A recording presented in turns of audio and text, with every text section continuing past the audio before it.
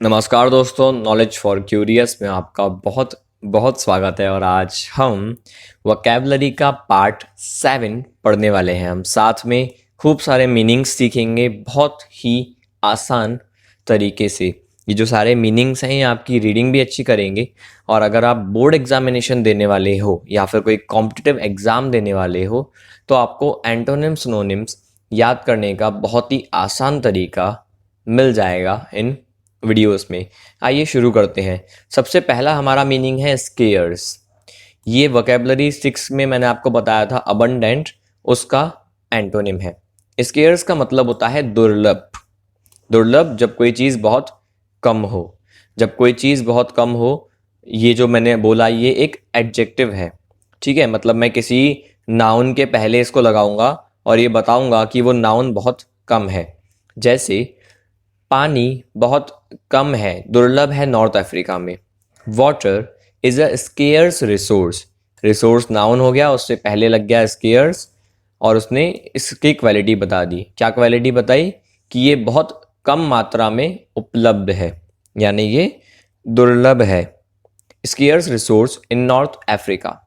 इसका noun form यानी इसका एब्स्ट्रैक्ट नाउन, इस कंडीशन का नाम वो है स्केयर्सिटी, यानी कमी, दुर्लभता। जैसे 20 करोड़ भारतीय भूखा सोने जाते हैं खाने की कमी की वजह से। 20 crore Indians sleep hungry due to scarcity of food. आगे बढ़ते हैं। हमारा आज का वर्ब है एक्वेंट। एक्वेंट का मतलब होता है जान पहचान करना, किसी अनजान चीज से अनजान न रहना, रूबरू हो जाना। जैसे हर किसी को थोड़ा सा टाइम लगता है खुद को पहचान कराने में, खुद को रूबरू करने में किसी भी नई स्थिति से। Everybody needs some time to acquaint himself. Himself everybody के लिए आया है, नीड्स एवरीबडी के लिए ही आया है क्योंकि ये सिंगुलर होता है।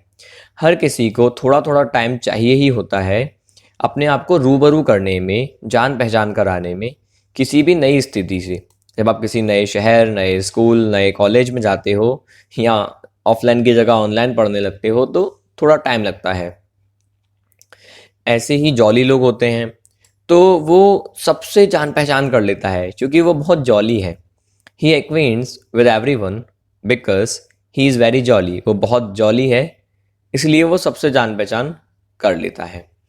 आइए इसका एडजेक्टिव देखते हैं, यानी इस एक्वेंट की थर्ड फॉर्म जिसको हम एडजेक्टिव की तरह यूज करेंगे। किसी वस्तु, व्यक्ति या स्थिति से परिचित। ठीक है, इसको हम बोलेंगे एक्वेंटेड। जब आप या कोई भी सब्जेक्ट किसी व्यक्ति, वस्तु या स्थिति से परिचित है। जैसे I am acquainted with bargaining, I am not acquainted with bargaining as I have never done it. मैं भाई बार्गेनिंग से यानी भावताल करने से बिल्कुल भी परिचित नहीं हूँ, मुझे आता ही नहीं है ये, क्योंकि मैंने कभी किया नहीं है। The police were not well acquainted with the new security system. जो पुलिस थी वो ज़्यादा परिचित नहीं थी नए सिक्योरिटी सिस्टम से। इसी तरीके से हमारे जो नॉर्थ ईस्ट इंडिया है, जहाँ पे हमारे 7 सिस्टर्स आती हैं, मिज़ोरम और अरुणाचल प्रदेश, नागालैंड, ये सब राज्य, वहाँ पे गोरखा रहते हैं। So the Gorkha are very well acquainted with the challenges in North East India. North East India में जो चैलेंजेस हैं उससे बहुत एक्वेंटेड हैं, बहुत परिचित हैं गोरखा लोग। इसका नाउन फॉर्म देखते हैं, एक्वेंटेंस, यानी जान पहचान। किसी व्यक्ति से यानी पर्सन से, किसी ऑर्गेनाइजेशन से, किसी सब्जेक्ट से या फिर किसी लैंग्वेज से। जैसे हमें रोज नए मीनिंग याद करना चाहिए अपनी पहचान, अपनी समझ अच्छी करने के लिए अंग्रेजी भाषा से। We must learn new meanings to improve our acquaintance with English language. इसके लिए आपको इस चैनल को सब्सक्राइब करके रखना चाहिए ताकि ऐसे ही और लेसन्स आप तक पहुंचते रहें। मेरी जो पहचान है, जो रिश्ता है, वो मेरे कोलीग्स के साथ बहुत सीमित है। My acquaintance with my colleagues is very limited. ऐसे ही मेरा कोई पर्सनल कनेक्शन नहीं है किसी फर्म के साथ, सिर्फ और सिर्फ मेरा बिजनेस का रिश्ता है। तो I don't have any personal connection with the firm. It is only a business acquaintance, यानी सिर्फ और सिर्फ व्यापारिक रिश्ता है। He contacted all his acquaintances and asked for money. उसने अपने सारे रिश्तेदारों को, दोस्तों को, यहाँ एक्विंटेंसेस का मतलब है कॉन्टैक्ट्स, सारे के सारे कॉन्टैक्ट्स को कॉन्टैक्ट किया, यानी उनसे बात की, उनको अप्रोच किया और पैसों के लिए डिमांड की, पैसे मांगे उधार। अब ये पेटीएम का ज़माना है तो आप उधार मना भी नहीं कर सकते, ये भी नहीं बोल सकते कि कैश नहीं है, ऐसा कुछ। इसके सिनोनिम्स देखते हैं। सिनोनिम्स हैं 3, हम इन तीनों को देखेंगे। फैमिलराइज, अकस्टम और इन्फॉर्म। फैमिलराइज का मतलब क्या होता है? रूबरू होना।